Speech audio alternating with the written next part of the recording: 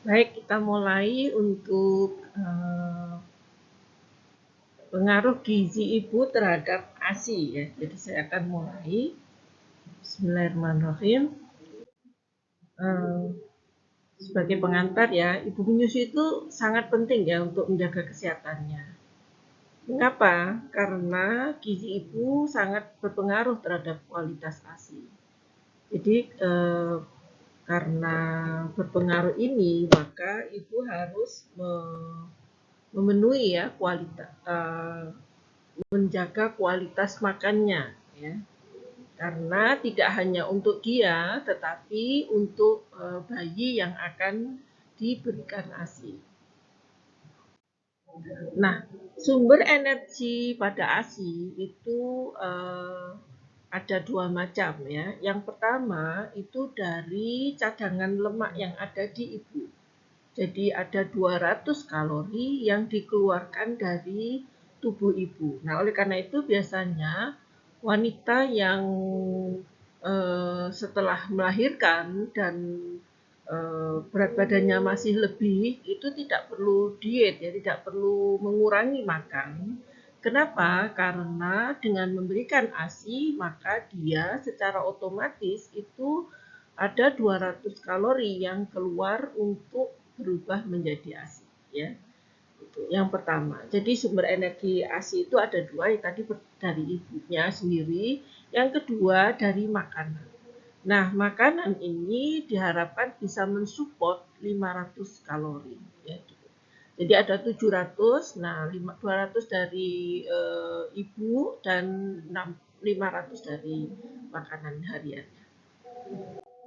Nah, eh, dari gambar tadi itu menunjukkan bahwa tubuh wanita dengan lapisan lemak ekstra tadi ya tergambar agak masih berlebih berat badannya begitu, itu lemak ekstra yang dibentuk ibu yang berstatus gizi baik selama kehamilan. Lemak ini akan digunakan untuk memproduksi ASI selama beberapa bulan pertama menyusui. Kandungan ASI seperti yang kita pahami semua, jadi ada energinya, kemudian ada protein, ada mineral, dan ada vitamin-vitamin yang ada di dalam ASI.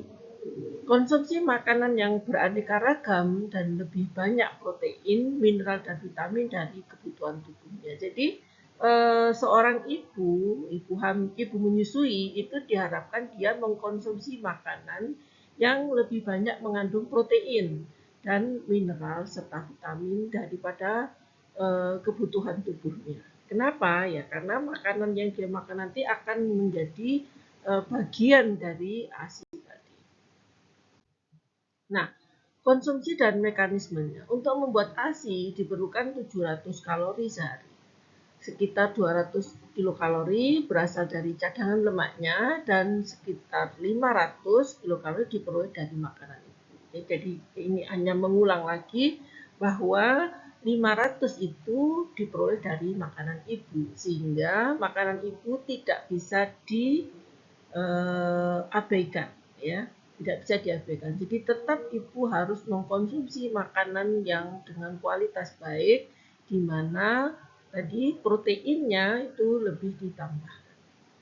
Bila ibu tidak mempunyai cadangan, jadi kita melihat ada beberapa ibu yang mungkin berat badannya setelah melahirkan itu tidak terlihat lebih besar begitu ya. Nah, zat gizi yang memproduksi ASI akan diambil ya, zat gizi yang diambil dari cadangan tubuh ibu sehingga ibu menjadi kekurangan gizi. Nah ini ya, jadi pada ibu-ibu yang eh, penambahan berat badan atau weight gain pada saat hamil itu kurang optimal, maka ini akan berpengaruh nanti setelah ibu ini menyusui. Karena pasti akan diambil dari tubuh ibu dan itu akan menyebabkan status gizi ibu akan semakin memburuk begitu ya. Nah, dampak gizi kurang pada ASI. Pengaruh gizi ibu pada produksi ASI ya, ini kita bisa melihat ya. Jadi ini apa? Ya, jadi ibu dengan status gizi yang baik ya dan status gizi kurang yang sedang begitu ya. Ini apa? Lemaknya masih banyak ini ya, kandungan lemak di dalam ASI-nya. Kemudian kandungan apa ini? Ini kok kecil ya? Ya,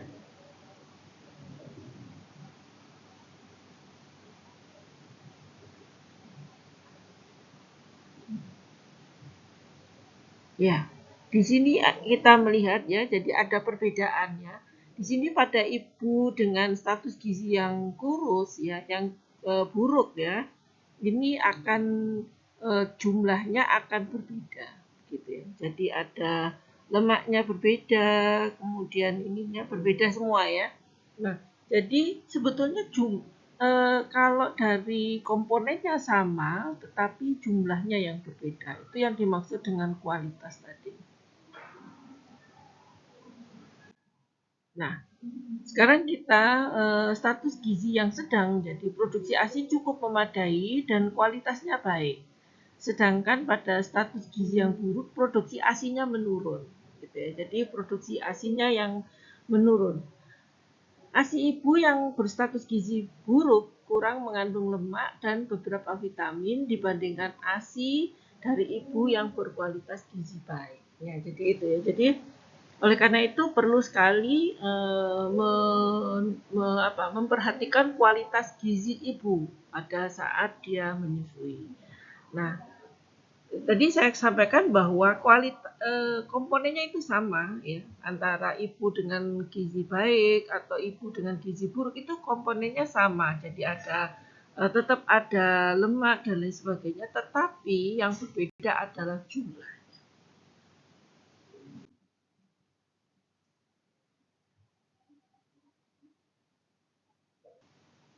Nah, di sini saya memberikan contoh ya, contoh kebutuhan makanan tambahan tiap hari bagi ibu menyusui ya.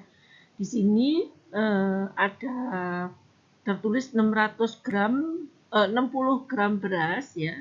Ini sama dengan setengah gelas belimbing, itu sama dengan 240 kilokalori. Ya, sementara untuk proteinnya di sini 50 gram ikan atau satu potong ikan itu kalorinya adalah 95 kilokalori. Maaf ini salah di ini ya kok kalori ya. Jadi 50 gram tempe ya, satu potong kecil itu 40 kilokalori. Dan 100 gram sayuran, jadi ada satu mangkok penuh ya. Diharapkan kita itu setiap hari mengkonsumsi 5 porsi buah dan sayur. Ya, jadi 2 porsi buah dan 3 porsi sayur ya. Nah, 100 gram sayuran itu atau satu mangkok penuh itu kalorinya 50 kalori dan 100 gram pisang atau satu buah pisang yang ukuran besar ya atau sedang sampai besar itu 50 kilokalori juga dan 5 mili minyak jadi 1 sendok makan ya. Nah ini contohnya, contoh kalau mau buat apa itu lauk mungkin yang digoreng gitu. Nah, jika memberi suplemen ya, suplemen makanan atau vitamin selama menyusui, berikanlah suplemen tersebut pada ibu ya, bukan kepada bayinya. Jadi ibunya yang meminum vitamin atau suplemen, jadi bukan langsung diberikan kepada bayinya.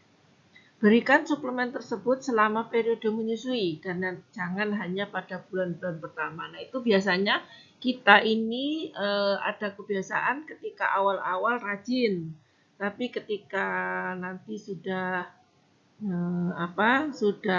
agak lama sudah stop tidak minum lagi. Nah, tidak minum suplemen lagi. Jadi kalau mau minum suplemen untuk makanan atau minuman atau vitamin, maka minumlah itu selama periode menyusui. Nah, tujuan memberikan suplemen pada ibu itu pertama adalah untuk memperbaiki keadaan gizi ibu.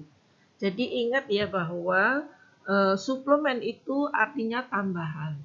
Nah, jika dirasa diet atau makanan yang dikonsumsi oleh ibu menyusui ini sudah baik, misalnya terdiri lengkap dengan karbohidratnya sesuai, kemudian proteinnya juga sesuai, mungkin adalah protein hewani dan protein nabati lengkap, kemudian sayur, buah semua terkonsumsi dengan baik, semua dimakan dengan baik oleh ibunya, maka tidak perlu lagi ada suplemen. Ya, tetapi jika pada kondisi tertentu di mana ibu ini tidak mengkonsumsi dengan baik, misalnya ada penurunan selera makan atau kesibukan yang dia tidak bisa mengkonsumsi makanan dengan baik, maka perlu diberikan suplemen. Jadi ingat, suplemen itu bukan sesuatu yang utama, tetapi dia tujuannya adalah memberikan tambahan, memperbaiki keadaan gizi ibu sendiri, dan memastikan kecukupan kandungan vitamin dalam ASI-nya. Jadi itu karena suplemen tidak boleh diberikan langsung kepada bayinya, tetapi diberikan kepada ibunya. Kemudian zat-zat gizi di dalam ASI beraneka ragam tergantung dari apa yang ibu makan. Ya, ini yang sangat penting ya. Jadi oleh karena itu sangat dianjurkan ibu itu ketika dia menyusui memperbaiki pola makannya, memperbaiki kualitas makannya juga. Ya, selain polanya juga kualitas makanannya harus diperbaiki. Vitamin dan mineral ya yang ini ada vitamin A, vitamin B, ada tiamin, riboflavin, B6, B12, vitamin C, yodium, zat besi, zinc, kalsium, dan asam folat yang terkandung di dalam ASI tidak tergantung dari apa yang dimakan ibu. Nah ini ya, jadi Allah itu sangat luar biasa ya, sangat maha pemurah begitu ya. Karena masih ada beberapa vitamin dan mineral yang tidak tergantung dari apa yang dimakan ibu.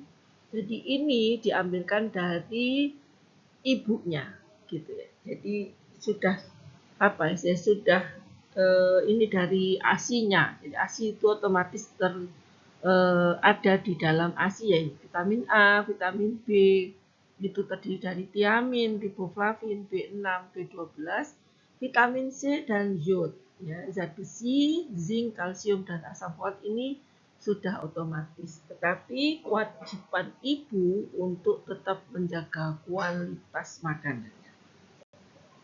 Supaya apa? Supaya tidak diambilkan dari tubuh ibunya begitu ya. Nah, mengapa ASI sulit keluar? Nah, ini ya. Jadi asupan gizi ibu kurang terpenuhi. Jadi ada beberapa faktor mengapa ASI itu sulit keluar. Yang pertama karena memang asupan gizi ibu kurang terpenuhi sehingga terganggu produksi hormon prolaktin. Jadi hormon yang berpengaruh terhadap produksi ASI yaitu hormon prolaktin ini tidak terproduksi dengan baik karena asupan gizi ibu yang kurang. Kemudian yang kedua, faktor yang juga menyebabkan ASI sulit keluar, yang kedua adalah kesehatan ibu secara fisik ya. Dan kesehatan ibu secara psikis ya. Ibu yang merasa tidak nyaman ya sehingga tidak nyaman, kurang merasa dicintai ya, itu akan mengganggu pengeluaran hormon oksitosin. Jadi misalnya ibunya merasa kesal ya, kesal dengan asisten di rumah, kesal dengan suami atau kesal dengan siapa aja begitu ya, kesal dengan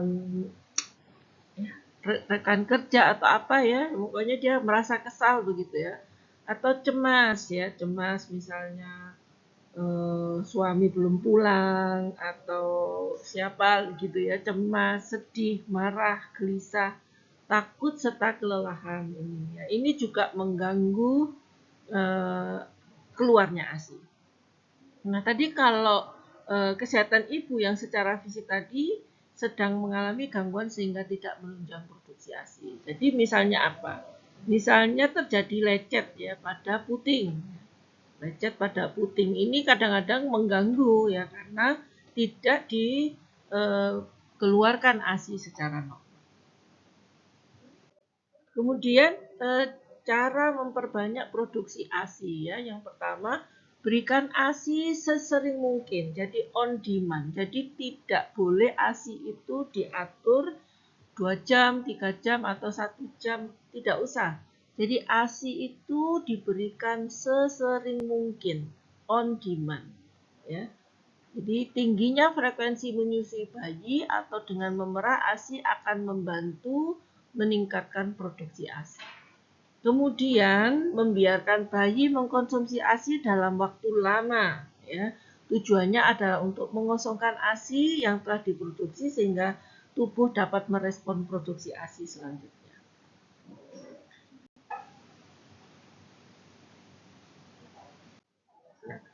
Selanjutnya, berikan ASI bergantian ya dari payudara kanan, payudara kiri bergantian ya. Jangan hanya dibiasakan kanan saja atau kiri saja, jangan. Jadi harus bergantian kiri dan kanan. Bayi akan melakukan penyesuaian cara menghisap dan juga akan melancarkan pengaliran ASI. Jadi sangat penting ya untuk memberikan dari kedua belah payudara ya.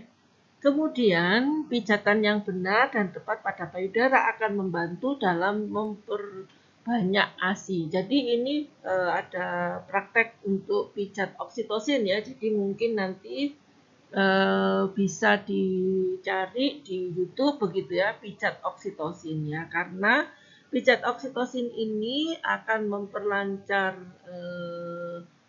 aliran ASI, dan dengan pijat oksitosin ini akan tumbuh rasa kasih dan sayang dari ibu, apalagi itu dilakukan oleh orang-orang yang terdekat ya, misalnya dilakukan oleh suami atau dilakukan oleh ibu dari ibu gitu ya, itu akan memperbanyak aliran ASI ya, hormon oksitosinnya makin ini, jadi lancar pengeluarannya.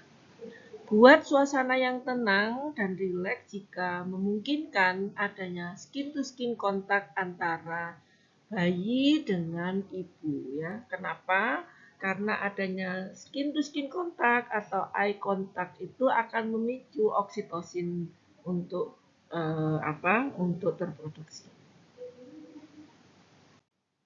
Selanjutnya, ibu menyusui sangat penting mengkonsumsi cairan. Ya, air putih, bisa jus, bisa kuah sayur dan lain-lain ya. Saya anjurkan ibu yang menyusui itu mengkonsumsi makanan yang banyak kuahnya, sehingga itu mengurangi kewajiban dia untuk minum air putih. Jadi misalnya buatlah sayur bening misalnya, atau sayur sup, atau sayur soto, atau apa. Sehingga itu secara otomatis akan meningkatkan konsumsi cairan di dalam makanan kita sehari-hari. Kemudian hal-hal yang perlu diwaspadai ya, jadi pada ibu yang menyusui perlu menghindari, yang pertama, hindari pemberian susu formula atau MPASI terlalu cepat ya. Jadi ingat bahwa ASI eksklusif itu diberikan pada bayi ketika dia setelah keluar, jadi 0 jam mungkin ya, diberikan langsung dengan adanya IMD, maka ASI sudah diberikan pada 0 jam ya, atau 1 jam pertama maksimal ya. Jadi diberikan ASI, kemudian jadi sampai dengan 6 bulan tidak boleh diberikan makanan lain selain ASI. Dan apabila ada preskripsi dari dokter, misalnya diberikan obat, betul itu tetap disebut ASI eksklusif ya, karena dia sedang sakit. Kalau dia sakit maka harus diberikan obat. Justru salah kalau ketika sakit tapi tidak diberikan obat ya. Jadi susu formula atau MPASI tidak boleh diberikan sebelum usia 6 bulan ya. Pilih alat kontrasepsi yang tepat. Jadi ini biasanya ibu-ibu menyusui ya, ada beberapa yang mungkin menghindari atau belum belum ingin gitu ya hamil lagi gitu. Nah, itu perlu dikonsultasikan untuk memilih alat kontrasepsi yang tepat. Karena ada beberapa alat kontrasepsi, khususnya yang hormonal, misalnya yang suntik ataupun yang pil, itu berpengaruh terhadap produksi ASI. Ya, beda kalau misalnya alat kontrasepsinya itu non hormonal, misalnya susuk atau pasang ini ya apa spiral ya misalnya. Nah, itu tidak mengganggu. Tetapi kalau ibu menyusui ini memilihnya adalah yang pil misalnya atau yang suntik, maka harus dikonsultasikan lagi apakah itu mengganggu produksi ASI atau tidak. Kemudian hipotiroid ya dan anemia ini juga perlu diwaspadai ya, harus diperlakukan khusus ya karena hal itu akan mengganggu. Hipoplasia atau kelainan payudara, puting payudara. Nah, ini ada kalanya puting payudara itu ada yang flat atau inverted. Ada yang flat atau inverted. Flat itu berarti datar. Sedangkan yang inverted berarti puting payudaranya itu tenggelam masuk ke dalam ini ya. Nah, itu harus dibetulkan dulu. Jadi biasanya ibu pada saat hamil itu oleh Bu Bidan akan dilakukan ini ya, menarik puting susu. Itu bisa dilakukan dengan spoit. Nah, kemudian di sini ada kita melihat banyak sekali suplemen untuk ASI ya. Suplemen untuk ASI itu banyak sekali, ada Moloko B12 yang kita biasa lihat ya, ada Lactamam dan lancar ASI. Jadi ini berasal dari ekstrak daun katuk ya yang lebih ini ya, lebih tradisional mungkin ya. Atau ASIFIT. Di sini ada kombinasi ekstrak daun katuk dan ditambah dengan aneka vitamin B ya. Kemudian ada yang Blackmores dan lain sebagainya. Jadi teman-teman untuk melakukan pemberian suplemen untuk memperlancar ASI ini harus konsultasi dokter ya. Jadi tidak boleh kita menganjurkan sendiri, tetapi harus ditanya ke dokter.